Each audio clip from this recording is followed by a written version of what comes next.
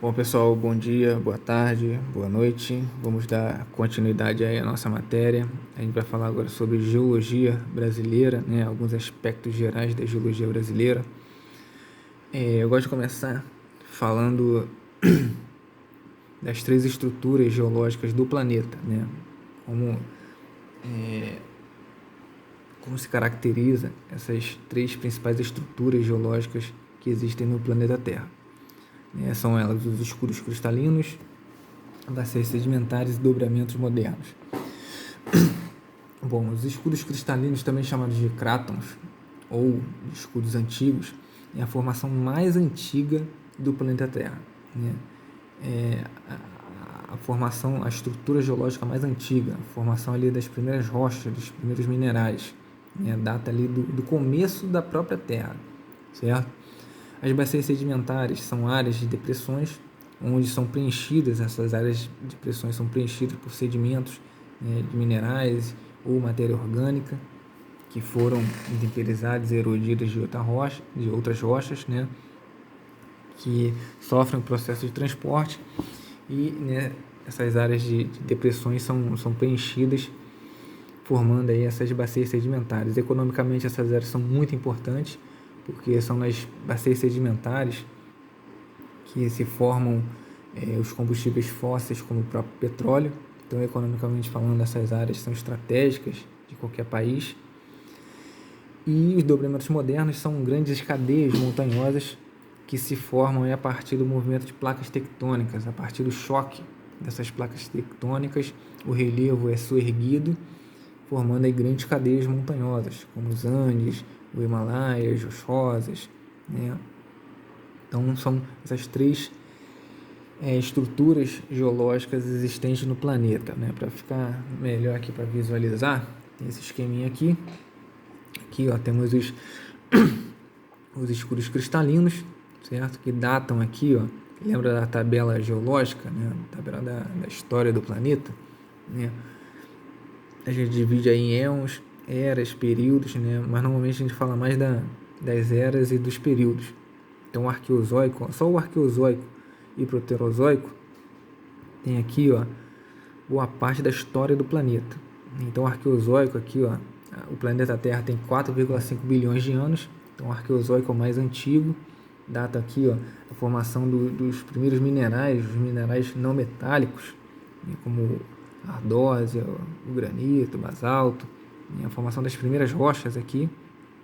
E o Proterozoico, né, onde você tem a formação ali de minerais metálicos, como o ferro, o manganês, o ouro.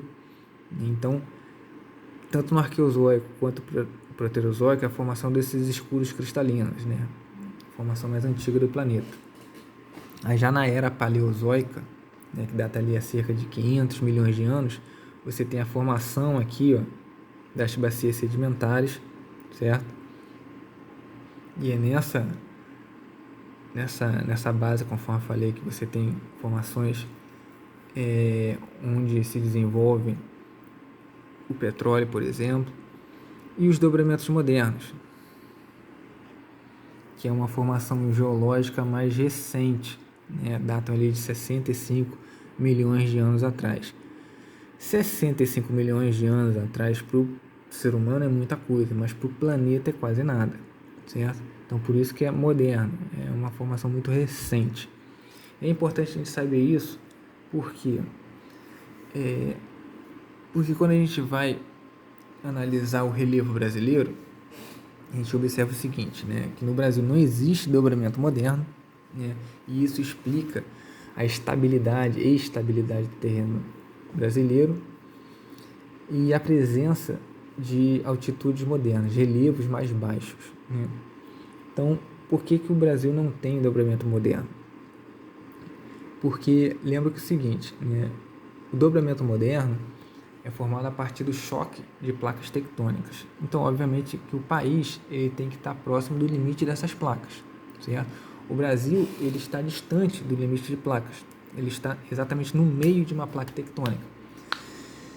Teoricamente, estrategicamente, isso é até bom, né? Porque são países que estão próximos, né, dos limites de placas, vão ter vários problemas, como terremotos, problemas como tsunamis, instabilidade geológica. O próprio Japão, por exemplo, está praticamente entre 3 placas tectônicas, vai ter muita instabilidade, e ainda é um arquipélago, então tem muito tsunami, terremotos e coisas do tipo. Aqui na América do Sul, Chile, na parte oeste da América do Sul, também vai ter problemas com instabilidade tectônica. Então o Brasil não vai ter esse relevo muito alto porque está no meio de uma placa tectônica, né? Não significa que não tenha terremoto no Brasil, mas o terreno é muito mais instável. Você não vai ter esse tipo de problema aqui no Brasil.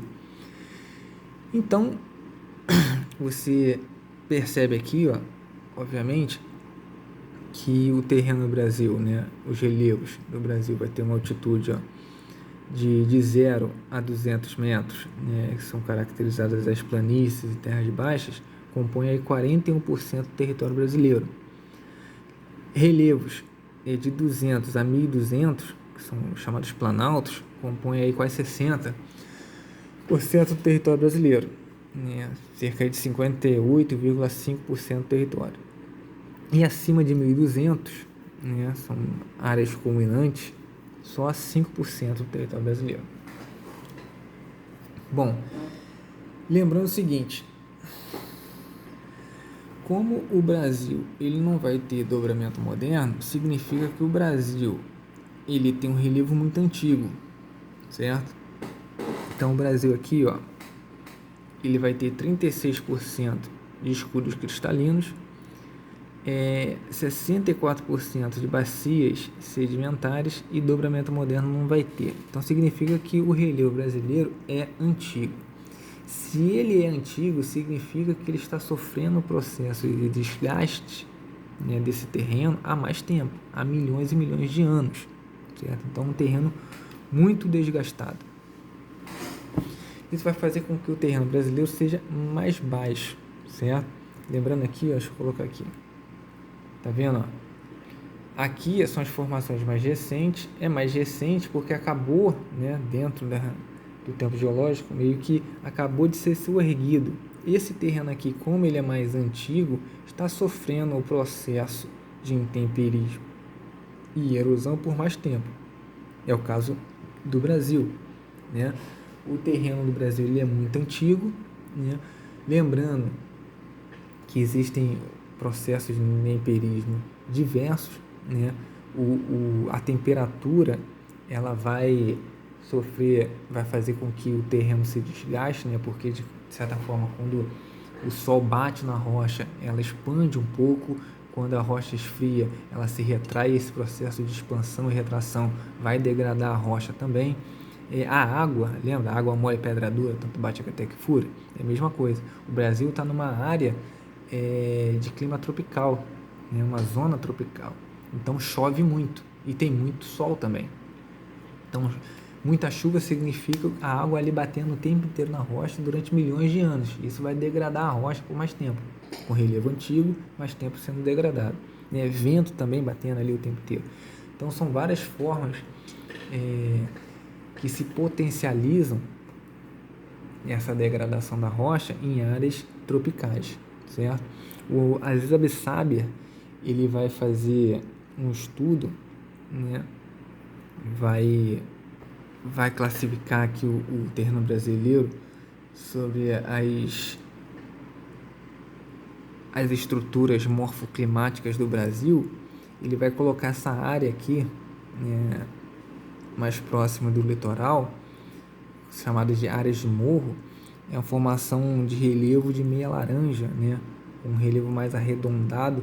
Por quê? Porque está mais tempo sofrendo o processo de desgaste, e esse desgaste foi com o tempo modelando e arredondando esse relevo, né? Então o relevo brasileiro ele é relativamente baixo e muito desgastado, certo? Bom, então conforme eu falei aqui, né, o Brasil não tem dobramento moderno. Aqui é o mapinha, tem os escudos cristalinos, está em cinza, né, ou a área rachurada aqui, os escuros da Guiana, formação muito antiga, e as bacias sedimentares, né, essa área aqui em branco, beleza? Aqui está a porcentagem de cada unidade. Bom, a classificação do relevo brasileiro, ele vai ser só ali na década de 40 que vai ser feita uma classificação mais apurada, feita pelo Haroldo de Azevedo, um professor da USP, onde ele vai usar como base de classificação a altimetria, ou seja, a elevação, a altura desse relevo, né? Então vai ser duas unidades básicas, né? Os planaltos, né? Que ele vai definir planaltos como os relevos com mais de 200 metros, né? E ocuparia 59% do território brasileiro, e as planícies com menos de 200 metros, ocupando aí 41% do território brasileiro. Lembrando que ele vai usar como base a altimetria, lá na década de 40. Na virada da década de 50 para 60, também professor da USP, o Aziz Absaber, ele vai usar essas duas unidades também, só que a base de classificação dele vai ser outra, não vai ser a altimetria, mas sim os níveis de erosão desses relevos, né? Então, o que vai acontecer? Ele vai definir planalto, né, com regiões onde os processos erosivos vão superar os de sedimentação, e aí vai ocupar o território brasileiro 75%. 75% vai ser de planalto, segundo essa base de classificação, certo? As planícies ele vai definir como regiões onde os processos de sedimentação superam os de erosão, ocupando aí 25% do território brasileiro, certo? Vai deixar um pouco mais complexo, mas aqui, ó, é definido basicamente em duas áreas, planaltos e planícies. Então, coloquei aqui as planalto das Guianas, planície terras baixas do Amazonas, planalto Maranhão-Piauí, planalto central, planície do Pantanal. Aqui a gente tem que ressaltar que o relevo brasileiro, ele é em sua totalidade, a maior parte dela é bem antiga, né? Data ali de eras bem antigas, com algumas exceções, né? Como o próprio planície mato-grossense aqui, algumas áreas, né? do Pantanal, a parte ocidental da bacia amazônica. Essas aí são um pouco mais antigas, são bacias sedimentares, só que não datam do Paleozoico e do Mesozoico, são eras mais antigas, né? Essas áreas aqui, como algumas áreas da planície do Amazonas e do Pantanal, são um pouco mais recentes, né? do Terciário e do Quaternário, são eras do Cenozoico, que é uma era mais recente, né? Mas com essas pequenas exceções, de resto, o planalto brasileiro, o relevo brasileiro é bem antigo, Bom, então, a classificação segundo, né, o Azevedo e o Aziz Absaber, e aí já na virada, na década de 90, na virada da década de 80 para a década de 90, o Jurandir Rossi vai vir com uma nova classificação. Agora ele vai incluir um novo compartimento, né? Ele vai incluir agora as depressões, né? Enquanto o Azevedo e o Absaber ele vai usar basicamente planaltos e planície, o Jurandir também vai usar isso, ele vai beber muito da fonte do Aziz Absaber, mas ele vai incluir também as depressões dentro dessa classificação. Ele vai ser privilegiado porque ele já vai usar dados de novas tecnologias modernas, como radares. Ele vai ampliar a ideia dessas potencialidades naturais do Brasil, né, como análise de minérios, madeiras, solos férteis, todo o potencial hídrico. Ele vai usar muito a ideia do projeto Radam Brasil, que foi desenvolvido ali já na década de 70 e 80.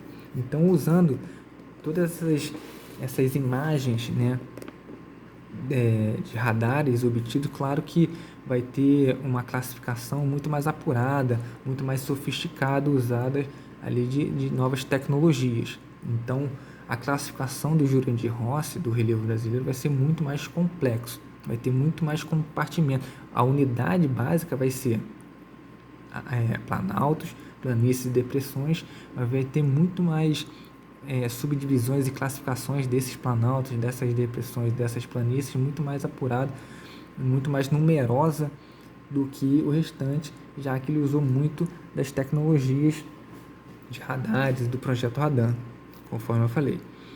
Então, são basicamente assim as três classificações mais usadas, né? Uma não anula a outra, obviamente não significa que uma está errada, a outra está certa, mas são classificações com metodologias diferentes, com bases de análise diferentes, né?